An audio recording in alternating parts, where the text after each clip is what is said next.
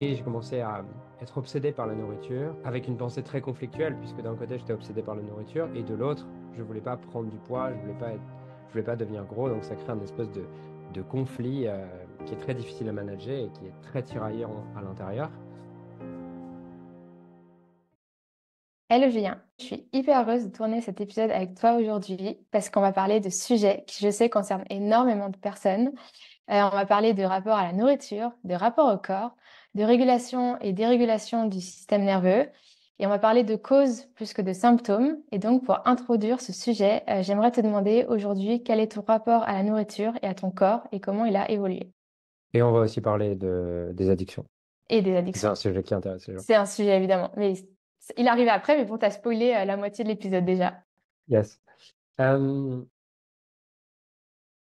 Bah, aujourd'hui, moi, je vois vraiment mon rapport à mon corps comme, enfin, surtout mon rapport à mes pulsions, comme quelque chose qui me donne beaucoup d'informations sur ce que je suis en train de vivre. Euh, ouais, je crois que c'est la meilleure manière dont je peux le résumer. Avant, je voyais mes pulsions et mes compulsions et mes cravings comme un problème à éradiquer. Et aujourd'hui, je le vois plus comme un signal, comme un message, comme un symptôme qui m'informe sur mon expérience beaucoup plus globale, à travers laquelle j'aurais pu passer à côté si j'avais pas ces signaux-là.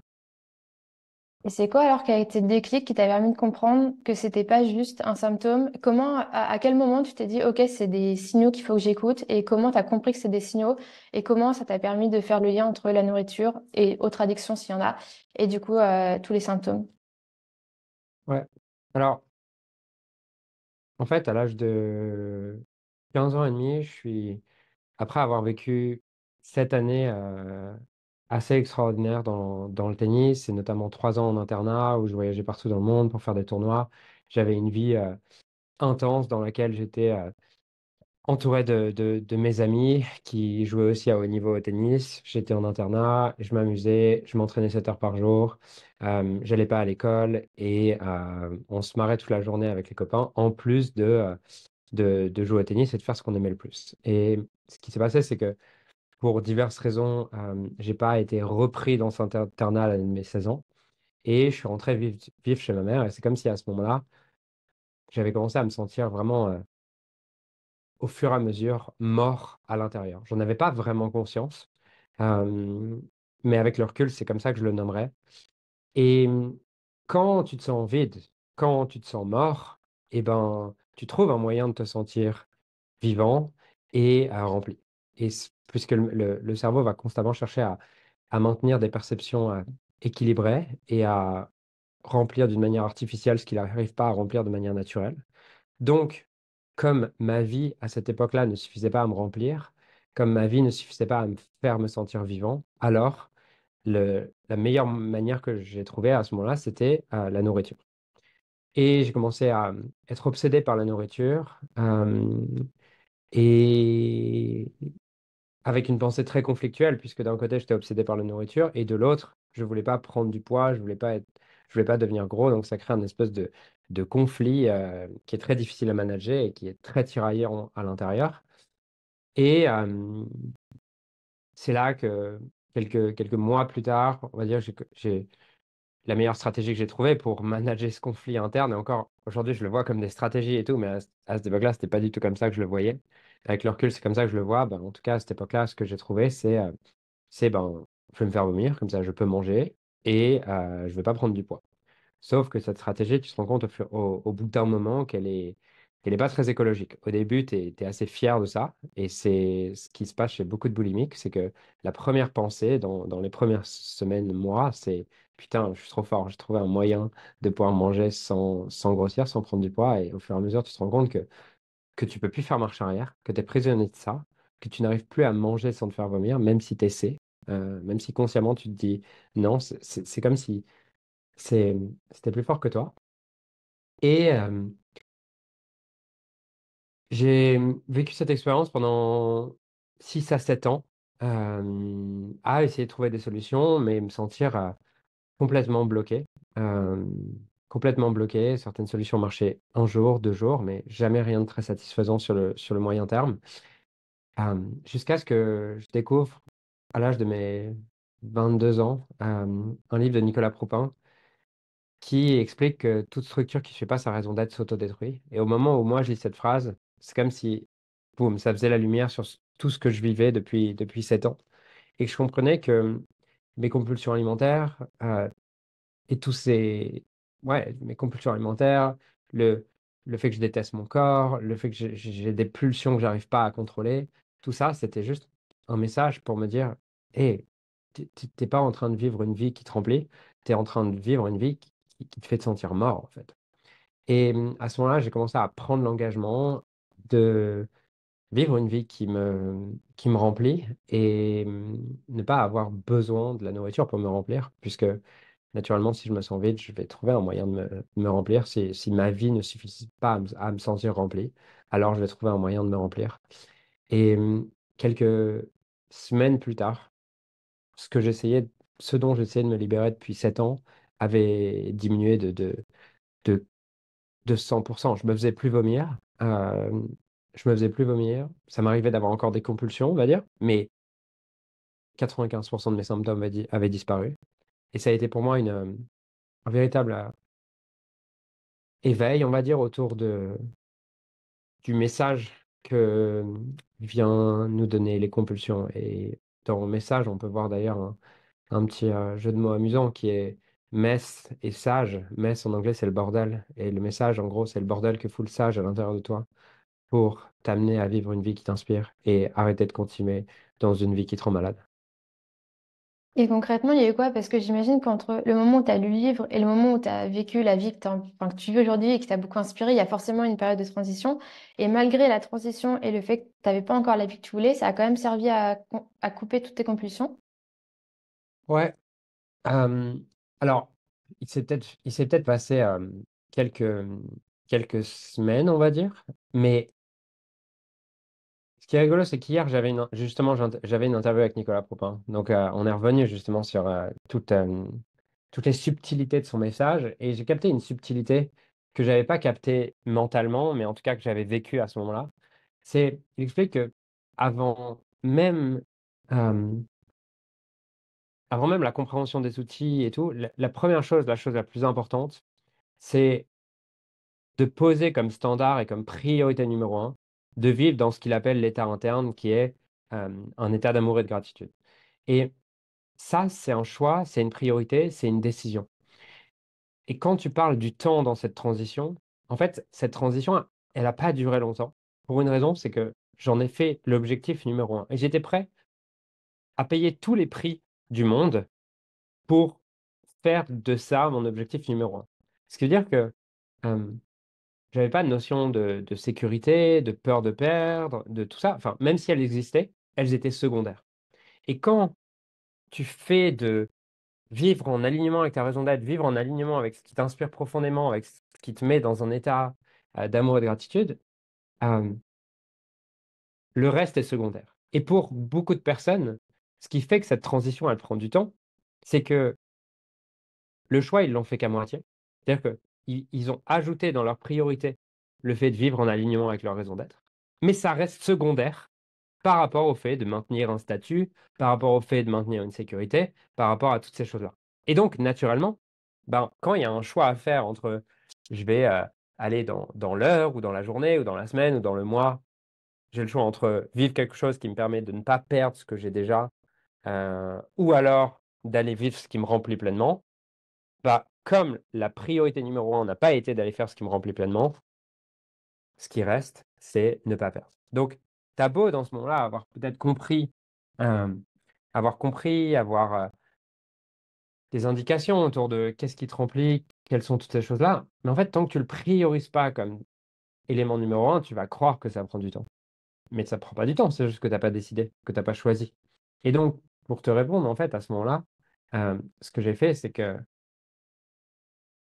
je vivais encore chez ma mère à ce moment-là, et je me suis vraiment posé la question à tous les endroits de qu'est-ce que j'ai envie de faire professionnellement, comment j'ai envie de vivre, à quoi je veux que ma vie ressemble, euh, pourquoi je veux être payé, quelle somme d'argent je veux avoir, quel type d'amis je veux avoir. Et je me suis posé toutes ces questions. Et euh, quand tu prends la décision que ça va être ton objectif numéro un, que ça va être ta priorité numéro un et qu'il y a pas d'autre issue, ben, tu es prêt à faire des choses que les autres comprennent pas vraiment. Et je me souviens que et du coup, tu repères aussi plein de signaux. C'est-à-dire que je me souviens que quelques semaines après, j'ai au téléphone, vraiment, ça devait être 3 semaines après, j'ai au téléphone une amie qui me dit, ah, machin, je suis dans j'ai pris une coloc avec des entrepreneurs et tout. Et à ce moment-là, au moment où elle me dit ça, je me dis, waouh, ça m'inspirerait trop d'être en coloc aussi avec des entrepreneurs. Et j'appelle un pote que je connaissais à peine, mais juste je le sentais bien. Quand je dis je le connaissais à peine, c'est j'avais passé 2 jours avec lui dans une formation. Mais je le sentais bien. Et je l'appelle immédiatement après ce call avec cette pote. Et je lui dis, ça te dirait qu'on prenne une coloc? Et il me dit, j'habitais à Paris, il me dit, ouais, carrément. Et puis, une semaine après, il m'envoie un message, il me dit, c'est bon, j'ai trouvé un appart. Et du coup, 2 semaines après, j'avais déménagé à Nantes. Et ça, c'est l'exemple, tu vois, de quand tu fais de vivre ce qui t'inspire ta priorité. C'est quand vraiment c'est ta priorité. Le problème, c'est que pour beaucoup, c'est pas la priorité. Ils se racontent que c'est leur priorité, mais ça ne l'est pas, c'est quelque chose de secondaire. Ben, tu te fous de perdre une forme de sécurité pendant un temps. Tu te fous de perdre une forme de, de confort pendant un temps, puisque c'est plus ce que tu priorises.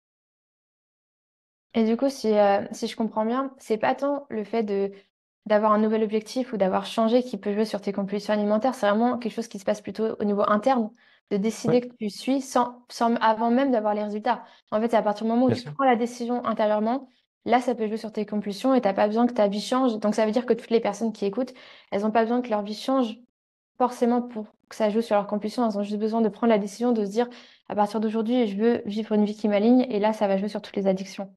Carrément, carrément. Et derrière, bien sûr, c'est une fois que j'ai choisi, mes comportements au quotidien doivent être en alignement avec ça. C'est-à-dire que si je prends la décision et je me dis que je prends la décision, euh, et que bah, cet après-midi, j'ai je sais pas, un pote qui m'appelle, qui me propose un projet incroyable et ça m'inspire et je me dis, et il me demande, tiens, est-ce que tu veux venir passer 3 semaines à Bali pour qu'on crée ce projet? Et que moi, je me sens appelé dans mon cœur, euh, mais que euh, parce que parce que j'ai peur, parce que X, je lui dis, ah non, en fait, je peux pas. Ok, t'en as pas fait une priorité. Donc, c'est derrière, c'est une décision qui se prend à un moment, mais c'est une décision qui se reprend à chaque instant. Ouais, c'est ce que j'allais dire parce qu'au final, est-ce que vraiment une personne qui est hyper alignée, ça veut pas forcément dire qu'elle aura plus aucune addiction ou compulsion. C'est chaque jour, il peut y avoir Carrément. une micro émotion qui va recréer ça. Et comment tu fais quand tu as l'impression d'être, on va dire, à, je sais pas, à 80%, 70% à l'aligner avec tout ce que tu fais et que tu as encore des micro-compulsions? Qu'est-ce que ça signifie? Où est-ce qu'il faut aller t'écouter? Quelles sont les pensées qui te viennent si tu en as encore aujourd'hui? Ouais. Euh, déjà, les 100% d'alignement ne seront jamais quelque chose qui existeront. C'est-à-dire que je pense que la vie est un changement, est un chemin et un voyage d'évolution constante dans lequel, à chaque nouveau niveau d'évolution, on sera face à une de nos zones d'ombre, face à une de nos zones d'ignorance et, et constamment. Ouais, constamment, c'est juste que peut-être que ça va être plus fin. Avant, il te fallait 8 mois à t'autodétruire pour te rendre compte. Et peut-être que 5 ans après, il te faut 2 heures ou 3 heures pour te rendre compte. Tiens, il y a quelque chose qui n'est pas juste là dans ce que je vis et je suis en train de vivre quelque chose qui n'est pas ce que je veux profondément. Euh, donc, ça arrivera toujours. Ça arrivera toujours. La seule différence, c'est le temps et l'intensité de la forme que ça va prendre. Euh, Au début, on va dire que ça prend beaucoup de temps et c'est très intense comme souffrance. Et au fur et à mesure, c'est des petits ajustements et c'est beaucoup plus fin, beaucoup plus subtil que une carrière professionnelle, qu'un choix de carrière, que tout ça. Après, tiens, dans cette carrière, c'est quoi le petit détail que j'ai besoin d'ajuster? Euh, et comment est-ce que tu fais concrètement? Euh, ça va dépendre. Mais je dirais que la première chose, c'est de s'arrêter. Parce que c'est très facile, quand il y a quelque chose qui n'est pas complètement juste, de s'agiter et de te mettre à faire plein de trucs, à regarder ton téléphone, à travailler sur des projets qui ne sont pas la priorité, à faire X, faire Y, toutes ces choses-là. La première chose, c'est de t'arrêter. Et en général, quand tu t'arrêtes, quand tu fermes les yeux et quand tu te demandes, qu'est-ce que je vis là maintenant? Ah, tiens, je vis une tension à cet endroit. Tiens, je vis une forme de peur. Et que tu te demandes, OK, en quoi est-ce que, de quoi est-ce que cette tension, elle m'informe? Euh, qu'est-ce que j'ai besoin de lâcher? Qu'est-ce que, où est-ce que je me force à suivre une voie qui me semble pas alignée? Euh, vis-à-vis de quel modèle est-ce que je me soumets inconsciemment? Toutes ces questions te permettent de réaliser ce qui a besoin d'être ajusté. Et est-ce que pour éviter les frustrations, il faut quand même aller suivre cette compulsion, si c'est peu importe ce que c'est, et après te poser les questions, ou tu peux directement te poser des questions? Parce que je sais que j'avais lu même beaucoup de retours de personnes à Coaching Week ou autres qui disaient que des fois, aller à l'encontre de ça, ça crée de la frustration, et c'est un enchaînement de frustration qui fait qu'après, ça crée une grosse frustration. Donc, est-ce que si tu as une envie de compulsion, directement tu écoutes ce qui se passe en toi, ou tu vas quand même au bout de cette compulsion et après tu te poses des questions? En fait, il y a deux intentions à travers laquelle tu peux te poser cette question. Et la raison pour laquelle ça crée de la frustration, c'est parce que les personnes qui font ce retour n'écoutent pas cette compulsion, elles essaient de la contenir. C'est quelque chose de complètement différent. Euh, on... Il y a une thérapie qui s'appelle l'IFS, Internal Family System, et qui explique qu'on a trois, trois types de parts. On a des... déjà, pour le contexte, on peut faire une analogie de notre psychologie avec une assemblée de députés. C'est-à-dire que notre psychologie est comme une assemblée de députés. Il y en a un qui dit, bah, qui est pour notre expansion financière. Il y en a un autre qui est pour notre, nos bonnes relations. Il y en a un autre qui est pour préserver tel type ou quoi. Et on peut voir qu'on a ces parts de nous à l'intérieur de nous. C'est d'ailleurs les bases, les fondations de justement de l'IFS. Et on a différents types de parts. On a des parts euh, saines, donc qui arrivent à communiquer tranquille avec les autres et à être au service de ce qu'ils appellent le self, le soi. Ensuite, on a des parts protectrices et finalement, on a des parts blessées. Des parts blessées, ce qu'ils appellent les exilés. Chaque, euh, chaque part blessée, chaque part protectrice protège une part blessée. Et donc, euh, ce qui ce qui va se passer, c'est que si je commence effectivement à me juger et à me dire non, il y a une vraie différence entre non, euh, tu ne devrais pas écouter tu ne devrais pas suivre cette compulsion. Ça, du coup, c'est pas du tout le self qui regarde ça et qui observe ça. C'est pas du tout, c'est observer à partir du self, en fait. C'est se demander à partir du self. Le self, c'est le soi, on peut dire que c'est le centre à l'intérieur de nous, c'est notre essence, c'est notre conscience, c'est peu importe comment on l'appelle. En tout cas, c'est une partie sur laquelle elle comporte différentes qualités. Elle comporte la curiosité, elle comporte du calme, elle comporte un amour inconditionnel, elle comporte une forme de caring, de soin, euh, et elle comporte d'autres qualités. Donc, quand je parle d'observer et de se demander en quoi est-ce que en quoi est-ce que ma compulsion est en train de guider, de quoi est-ce qu'elle m'informe, je parle d'observer avec le self, d'observer avec la partie de soi qui est capable d'une pleine ouverture, qui est capable d'un plein amour pour ce qui est en train de se passer, peu importe ce qui est en train de se passer, qui est complètement différente que d'observer, en fait d'ailleurs qui n'est pas inobservé, qui n'est pas une observation, mais que de le réprimer avec une autre part qui, elle, va partir de l'idée de c'est mal, tu ne devrais pas le faire. Et en fait, si dans ce moment où tu observes en te disant c'est mal, tu ne devrais pas le faire, c'est ce qu'on appelle aussi en psychologie le super-ego, Et le super-ego, c'est l'ensemble des jugements internalisés qu'on a. Et en fait, ça va juste faire quoi? Effectivement, renforcer la compulsion et renforcer euh, le, le combat à l'intérieur. Il y a une loi en sociologie qu'on appelle la loi d'escalade heuristique, qui est que lorsque deux personnes, euh, lorsqu'une personne commence à exprimer un désir, si l'autre lui dit non, tu ne devrais pas exprimer ce désir, tu devrais penser autrement, en fait, il y a une escalade de violence entre les deux personnes jusqu'à temps qu'elles se tapent dessus. Et le seul moyen de désamorcer ça, c'est qu'il y en ait une qui prenne le temps d'écouter, d'entendre, de comprendre profondément l'autre, sans chercher à imposer son point de vue. Et c'est la même chose qui se passe à l'intérieur de nous. OK. Donc en effet, donc dans l'exemple que j'ai donné, s'il y a une notion de frustration qui augmente, c'est justement parce que c'est la partie de nous qui réprime et qui juge cette action qui prend le dessus.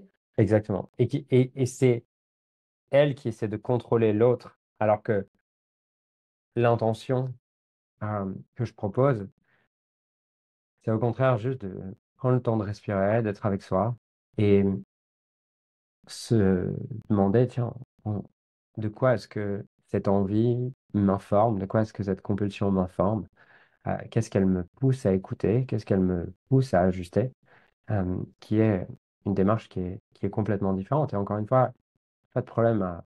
Moi, j'ai pas de... En fait, ça reflète juste le jugement des gens qui posent cette question. C'est que j'ai pas non plus de jugement d'aller prendre 5 carrés de chocolat si j'en ai besoin maintenant et si c'est le seul moment si c'est la meilleure stratégie que j'ai disponible pour moi pour me réguler maintenant. Je trouve qu'il y a un paradoxe entre toutes les personnes qui veulent bien manger, c'est vraiment faire hyper attention à bien manger, faire beaucoup de sport et qui du coup vont se mettre dans une pression de attention, il faut que je mange bien, j'ai fait tel écart, je fais tant de sport. Et de l'autre côté, il y a des personnes qui vont peut-être avoir un mode de vie un peu plus, pas moyen, mais plus dans la norme, qui vont moins faire attention, mais qui se mettent aucune pression et donc qui n'ont aucune pression non plus interne. Et c'est quoi pour toi la dynamique entre ces deux parties? Je sais pas si ma question est claire. Ouais, c'est très clair. À partir du moment où tu introduis la notion de bien et de mal, tu introduis la peur. Tu peux pas introduire la notion de bien et de mal sans introduire la peur au même moment. Donc, c'est à partir du moment où on a introduit la notion de bien et mal que on déconnecte la personne de son intuition.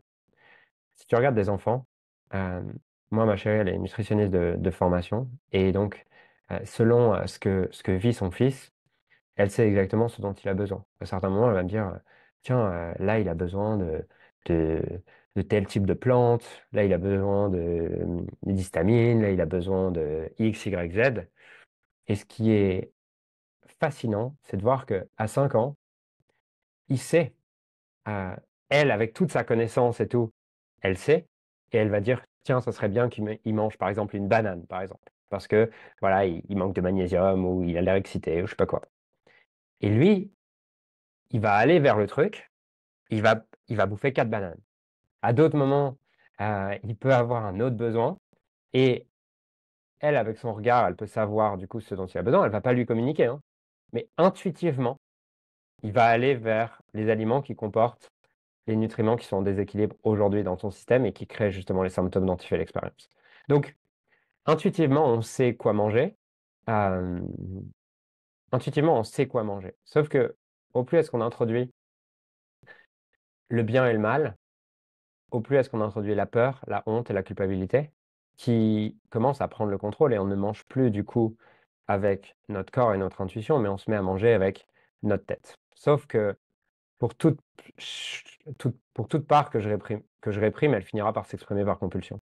Si tu regardes les gens, ils ont des compulsions uniquement avec les aliments qu'ils ont considérés comme mauvais. Et ce qui est intéressant, c'est que de nommer un aliment comme mauvais fait qu'au moment où je commence à le manger, c'est comme s'il y avait un on-off de la partie consciente en moi. Et celle que j'ai réprimée tant de temps, elle va prendre le contrôle et elle va, plutôt que de manger un cookie, elle va en manger 10. Et c'est un exercice justement que j'ai fait il y a quelques années euh, à travers un livre que je peux que recommander qui s'appelle Nourishing Wisdom, qui est ma Bible sur la relation à la nourriture, mais aussi sur beaucoup de sagesse qui va plus loin que la relation à la nourriture. Euh, et il donne un exercice, je crois, au chapitre 6. Je connais tellement le livre par cœur que je me souviens du chapitre. Euh, et l'exercice qu'il donne, c'est de prendre, de nommer tous les aliments que tu as considérés comme mauvais. Donc, moi, ce qui est intéressant, c'est qu'à cette époque-là, au moment où j'ai fait l'exercice, les aliments mauvais, c'était les cookies, le sucre, les frites et le coca palaille. Vraiment, c'était pour moi les, euh, les aliments les plus mauvais.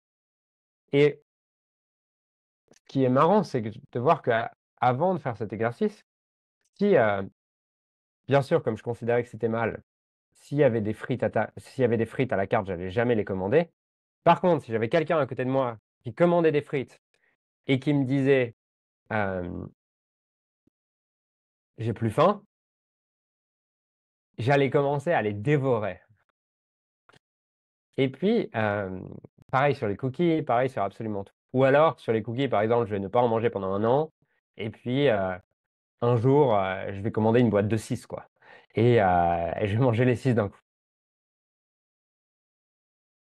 Et donc, il nous invite à prendre un aliment qu'on a considéré comme mal et de vraiment le manger en mettant de la conscience sur chacune des bouchées, chacune de nos sensations.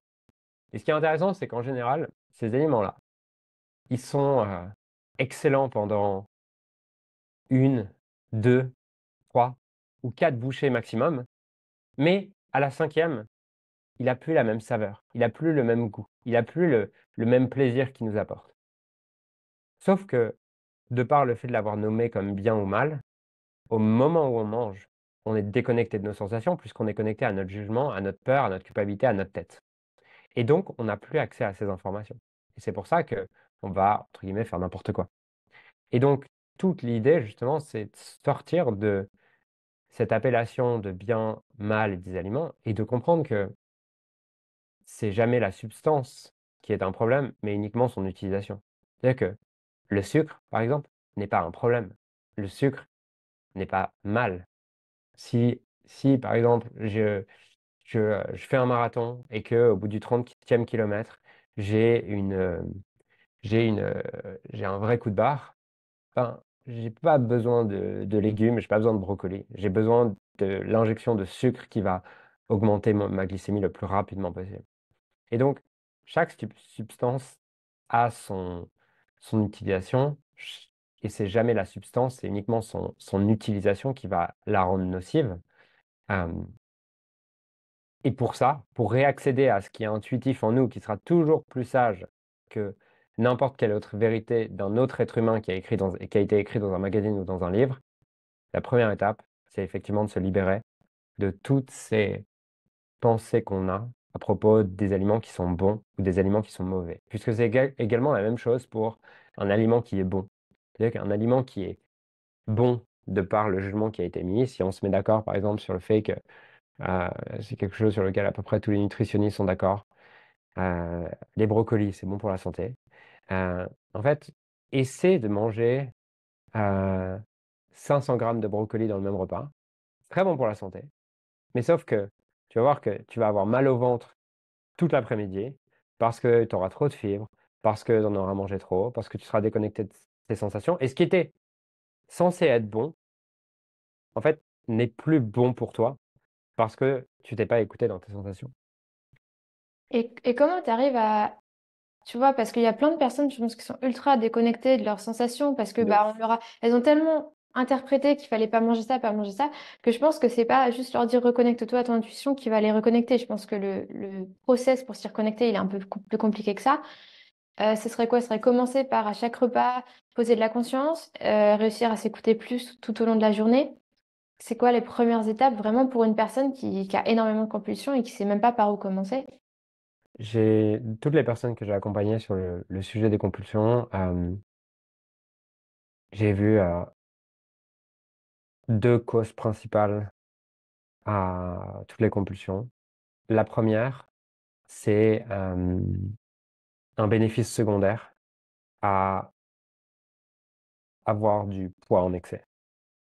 Et donc, ça, c'est quelque chose qu'on va beaucoup retrouver chez des personnes qui ont souffert de violences petits, qui ont grandi dans des environnements qui étaient violents, qui ont été agressés sexuellement, qui ont eu des traumas en lien avec, surtout pour les femmes, avec la sexualité, euh, qui ont pas digéré une rupture amoureuse ou une dernière relation amoureuse. Parce que du coup, ce que l'inconscient enregistre à ce moment-là, c'est euh, si t'es pas fort, c'est dangereux. Ok. Donc il faut que tu sois fort. Et fort, on l'a dans tous les sens. On peut l'entendre de deux manières. On peut l'entendre à la fois dans. Il faut être fort physiquement, mais il faut aussi être fort euh, et que ton corps soit fort. Et d'ailleurs, on dit souvent un homme fort, une femme forte, quelqu'un qui est fort. En fait, c'est quelqu'un qui est en surpoids.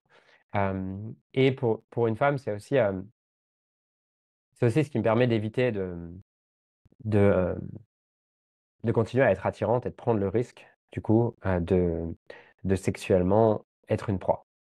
Et j'ai plein d'exemples comme celui-là, mais en gros, la première raison, c'est que le subconscient est un bénéfice secondaire à rester en surpoids. Et ça, c'est le cas de beaucoup de personnes. On peut aussi l'avoir sur des formes de loyauté familiale. Si tout le monde a été en surpoids dans ta famille et que toi, tu commences à ne pas être en surpoids, j'ai accompagné des clients pour lesquels, un jour, j'accompagnais une cliente pour laquelle je lui demande c'est quoi le bénéfice d'être en surpoids. Elle me dit j'en ai aucun. J'ai dit vas-y, continue, c'est quoi le bénéfice spirituellement, physiquement, financièrement, professionnellement, euh, socialement, familialement. Elle cherche dans chacun des domaines de vie et puis finalement, elle arrive sur familialement et elle me dit ouais, en fait, je me rends compte que si j'étais si j'étais fit, je me sentirais exclu de ma famille. Parce que dans ma famille, si on mange pas énormément, on est comme exclu et ça veut dire qu'on n'est pas un bon vivant. Et j'ai pas envie de me sentir exclu de ma famille. Donc ça, c'est un bénéfice secondaire. J'avais eu par exemple une femme que j'avais accompagnée sur, sur le surpoids où au final, elle avait été en couple avec un homme, ça s'était mal passé, en tout cas dans ses perceptions. Elle avait enregistré de la souffrance de cette relation.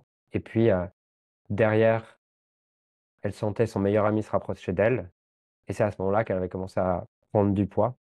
Et inconsciemment, euh, son bénéfice secondaire à prendre du poids, c'était pouvoir garder une relation avec les hommes sans risquer à un moment donné d'être une proie sexuelle.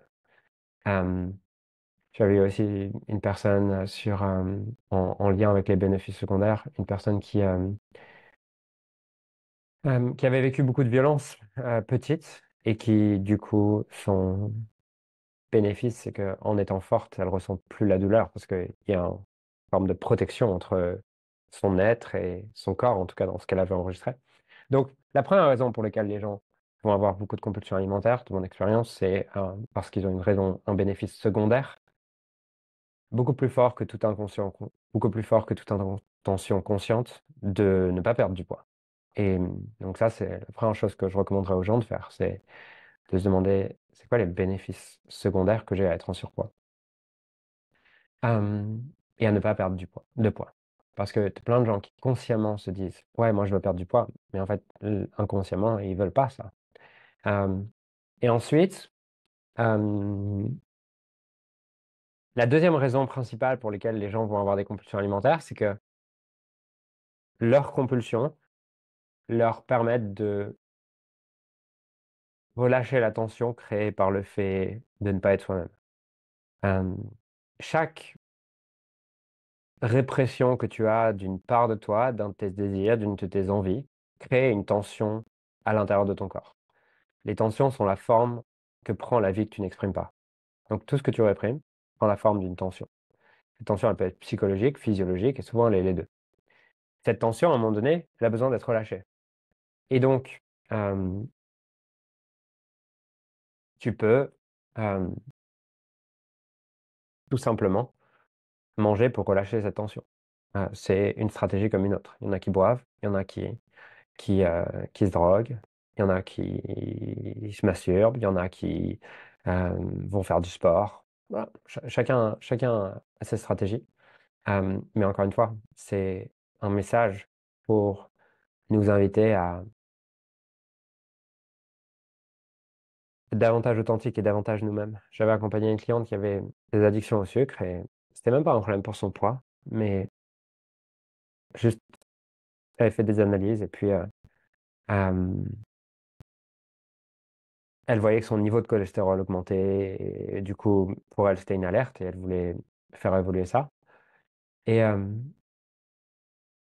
jour en séance, je lui ai dit, OK, reviens dans le moment où tu as envie de sucre. Quel est le contenu de ton esprit à ce moment-là?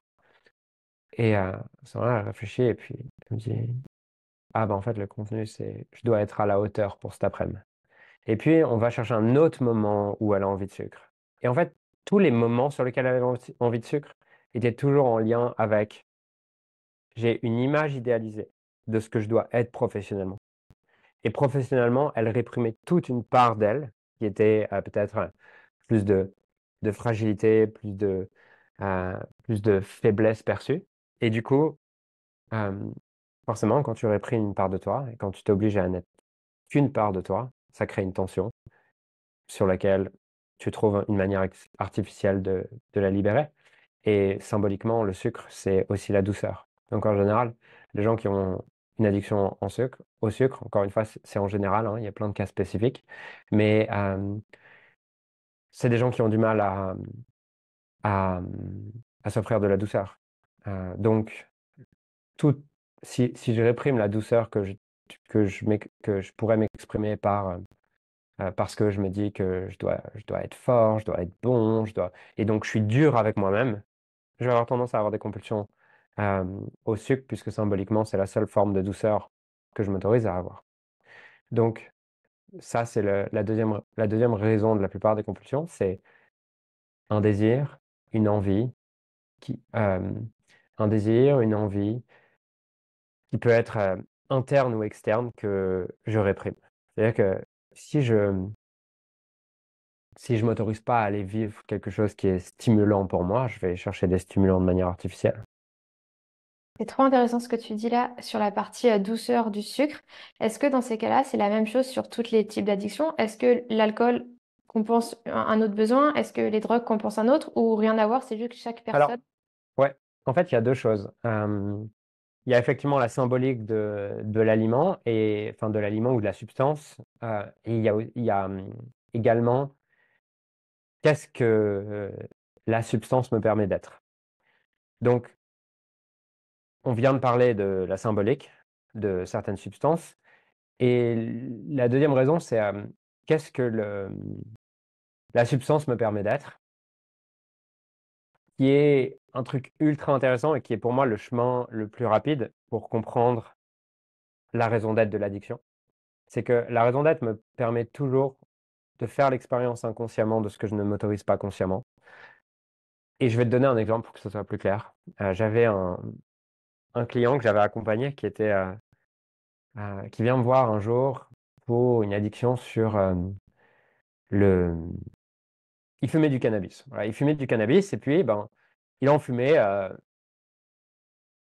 une fois, puis deux fois, puis trois fois, puis quatre fois par jour. Au moment où il venait me voir, il était à quatre fois par jour. Et il me dit, je me détruis, je veux arrêter, machin, tout ça. Ok, très bien, regardons ça. Euh, Reviens dans un moment où tu, tu fumes du cannabis, c'est quoi le bénéfice pour toi? Il me dit, bah, j'en vois pas, je sais pas.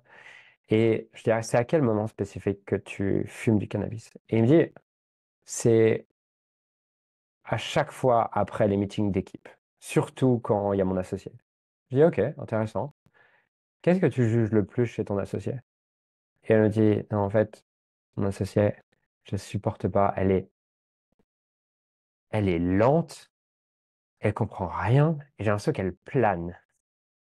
Et donc, au moment où il me dit ça, moi, je souris intérieurement parce que je dis, OK, et juste par curiosité, qu'est-ce que le cannabis te permet d'être? Qu'est-ce que tu deviens quand tu fumes du cannabis?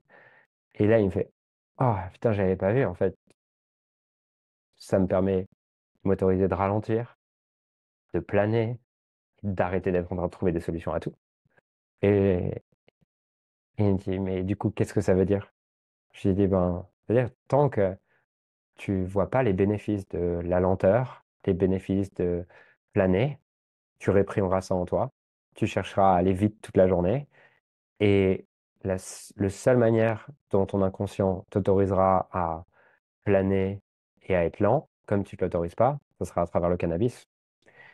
Et il me dit, ah, ok, j'avais jamais vu ça. Et je lui dis, donc, prenons ton associé, reviens dans un moment où tu l'aperçois être lente et tu l'aperçois planer. C'est quoi les bénéfices pour l'entreprise?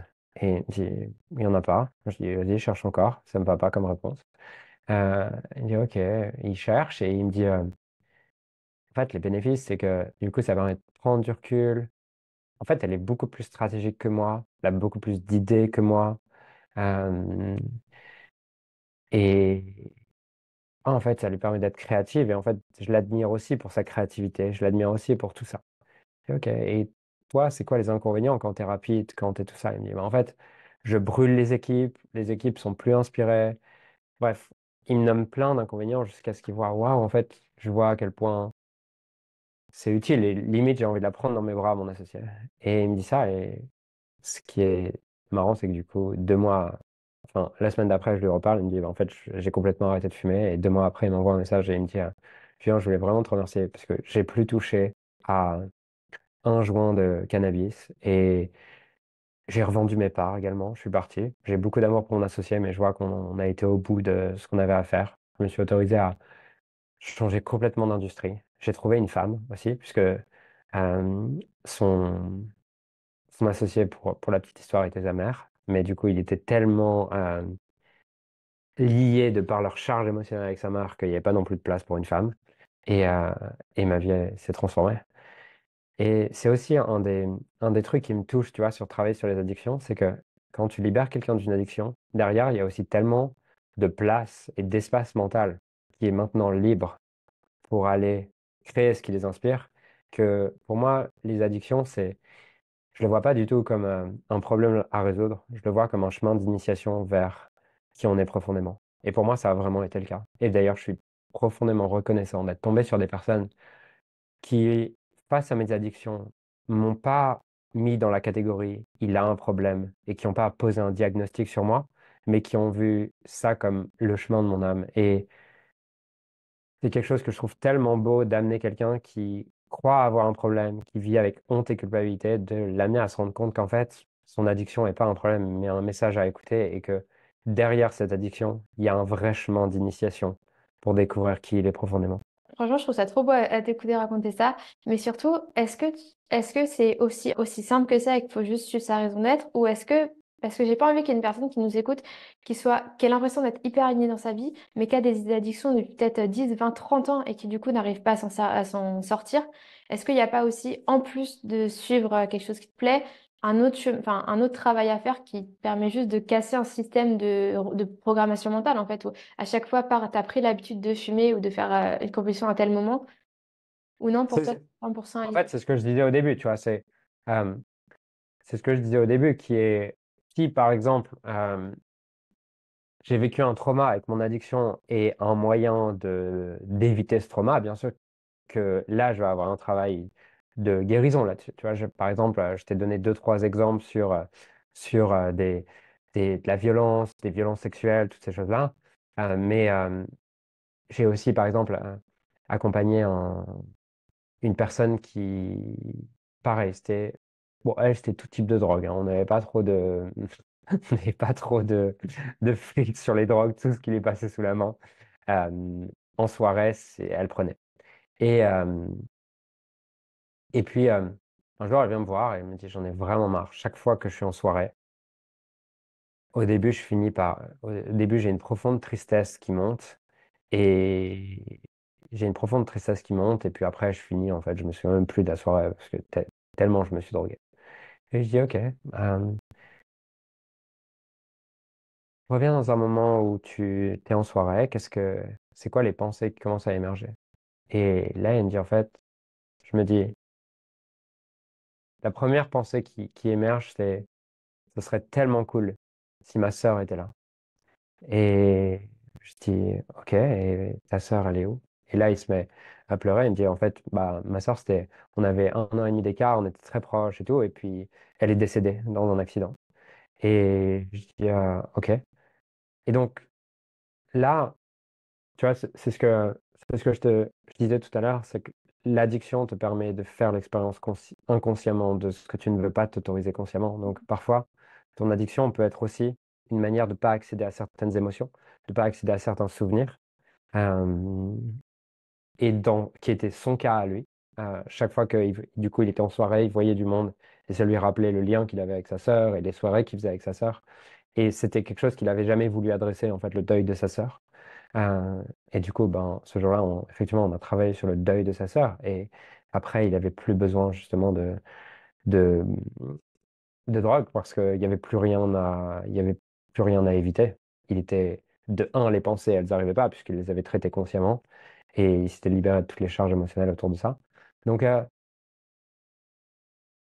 non, je crois pas qu'il y ait vraiment de travail de reprogrammation, euh, puisque si l'addiction n'a plus de raison d'être, elle s'arrête. C'est juste que la majorité des courants aujourd'hui de pensée, des courants de développement personnel, traitent l'addiction d'une manière comme si c'était un problème à résoudre et du coup, il faut entraîner un autre système. Mais c'est encore une fois un système qui, en général, déplace le vrai sujet à un autre endroit. Et c'est le même paradigme que la majorité des courants de développement personnel qui t'amènent à devenir plus fort pour pouvoir continuer à supporter la vie qui te rend malade.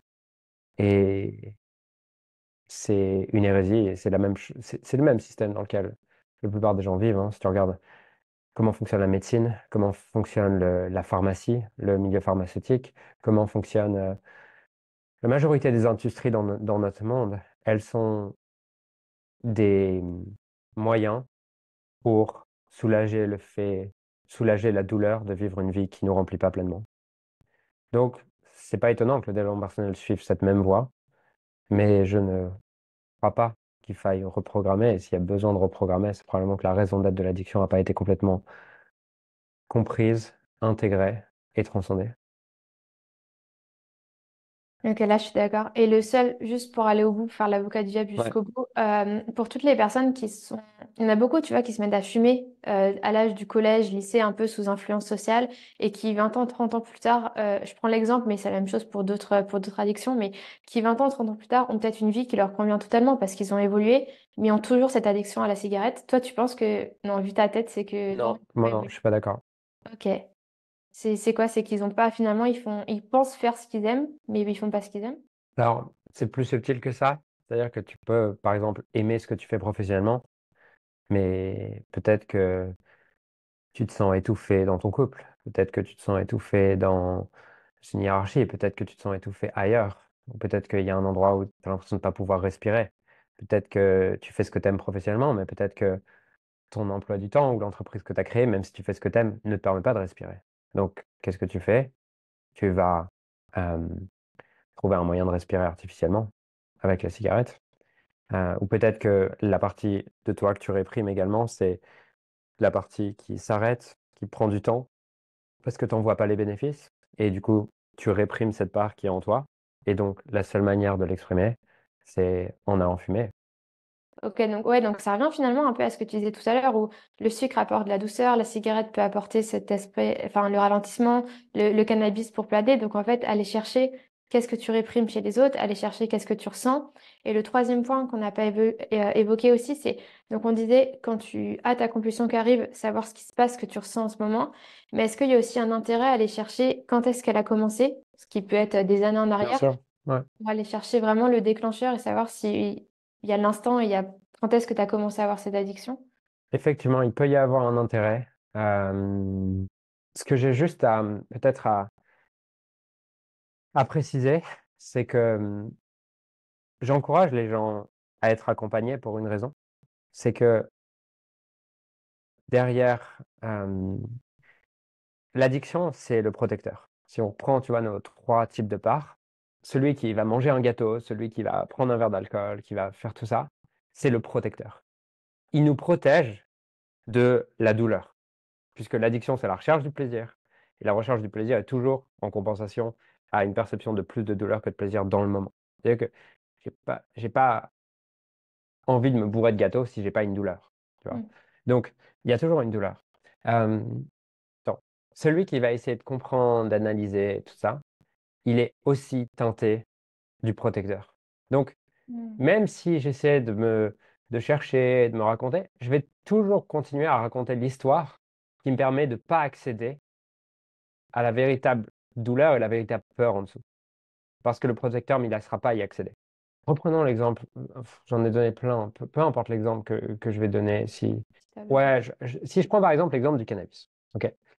En fait, la personne, au moment où elle y répond, elle est tellement persuadée que c'est une vérité. Dans la vie, il faut être rapide. Pour être entrepreneur et pour réussir, il faut être rapide. Il ne faut pas s'arrêter. Il faut, euh, euh, il faut être terre à terre. Et en fait, les gens qui sont lents, c'est les enclumes de nos sociétés. C'est tout ça. En fait, la personne, au moment où elle le dit, elle en est tellement persuadée que à aucun moment elle va faire le lien. Si je te prends un autre exemple, donc de un, là, à aucun moment elle va faire le lien parce que elle est dans son protecteur et son protecteur, son personnage protecteur, il s'est construit comme ça. Probablement que si on remonte à l'âge de 7 ou 8 ans, elle a vécu un truc sur lequel on lui a dit dépêche-toi, il faut aller vite. Et du coup, le petit garçon qui a envie de prendre son temps, de planer, de regarder la vie, à ce moment-là, en fait, il n'y a pas accès. Donc, elle va pas y avoir accès. Deuxièmement, sur un trauma sexuel ou quelque chose comme ça, euh, c'est pareil. La part qui a peur, en fait, tu, tu vas pas y avoir accès la plupart du temps. Et tu vas pas réussir à faire le lien parce que tu aimerais tellement que ce soit plus facile. Et en fait, c'est le problème pour la plupart des gens. C'est que ils se racontent des histoires, encore et encore, dans leur propre auto-coaching, pour éviter d'avoir à changer ce qui les terrifie, ce qui leur fait le plus peur. C'est pour ça que l'auto-coaching a ses limites. Parce que euh, l'auto-coaching, la plupart du temps, il est fait par le protecteur. Il est réalisé par le protecteur et il te laissera jamais aller sur le vrai sujet parce que tu en as trop peur. Je suis désolée, tu m'as fait capter un truc trop fort dans des gens que je J'ai connais. vu, Ouais, j'ai vu. ouais, j'ai eu un, genre, je sais pas, un truc, c'était évident. Ouais, ok, enfin bref, je couperai s'il faut cette partie. Mais du coup, est-ce que, putain, ça m'a, attends, j'ai perdu la question, du coup, je Tu veux voulais, donner ton exemple, quoi? bah, en fait, c'est l'exemple d'une personne que je connais qui réprime super fort, mais vraiment très fort, l'échec, la partie de faut trouver des solutions vite, faut pas être faible, Ouais. enfin, tout ce qui est lié à tout cet exemple, et qui en fait, qui est dans le cannabis depuis peut-être ses 15 Hum. ans, même Ouais, plus tôt, et bien qu'on sûr. a plus de 50, tu vois, mais qui a été élevé aussi dans un mode de vie très militaire, très faut tout Mhm. le temps, faut tout le temps, faut tout le temps Ouais, avancer. Et je viens juste de faire le lien entre, enfin, je sais pas si c'est vrai, mais en tout cas, je viens de faire le lien entre bien sûr. les deux choses que tu dis. Donc ouais, ça m'a fait bizarre. Et du coup, ouais, donc si une personne là, tu vois, a écouté tout ce qu'on vient de dire, enfin, il y a eu vraiment beaucoup d'infos, c'était hyper intéressant. Comment on peut lui donner un peu un plan d'action pour qu'elle en sorte? Donc il y a donc le fait d'aller chercher à l'origine, chercher ce qui se passe en elle quand elle ressent. Alors, non, j'irai pas chercher à l'origine. En Ok. fait, j'irai pas chercher à l'origine. J'irai chercher, je commencerai par euh, revenir dans le moment où ma compulsion se déclenche. Donc, quand je dis se déclenche, c'est par exemple, c'est pas à l'origine il y a 15 ans, c'est par exemple hier à 18h30. Ok, très bien. Une fois que je suis revenu dans ce moment-là, je prendrai le temps de regarder quel est le contenu de mon esprit à ce moment-là. D'accord? Donc, quel est le contenu de mon esprit, à quoi je pense, euh, ouais, à quoi je pense. Une fois que j'ai ça, euh, je me demanderai qu'est-ce que le fait de prendre cette substance me permet d'éviter à avoir à faire comme ajustement, quel sujet il me permet d'éviter de traiter, euh, quelle tension il me permet de soulager. Et c'est déjà un premier indicateur qui est intéressant, puisque ça peut, si je regarde honnêtement, je pourrais probablement, après c'est parfois difficile d'interpréter le message, tu vois, seul, mais je pourrais probablement me rendre compte que, ben, pour la personne qui, euh, qui s'autorise pas à ralentir, probablement que le contenu de son esprit, c'est, ah putain, genre, j'ai trop de choses à faire, euh, il y a trop, et j'ai besoin de repos, tu vois. Donc, probablement que pour la personne qui a enfin, qui a un bénéfice secondaire à ce moment-là, euh, euh, qui a un bénéfice secondaire à continuer à prendre du poids, peut-être qu'à ce moment-là, elle se dirait, ah, j'ai envie d'être en couple avec un homme, hein, ou quelque chose comme ça. Donc, je reviendrai dans le moment où mon envie émerge, et à ce moment-là, je me dis, ok, reviens dans le moment, reviens présent dans le moment. Dans ce moment-là, qu'est-ce qui émerge dans ton esprit? Qu'est-ce qui est présent dans ton esprit?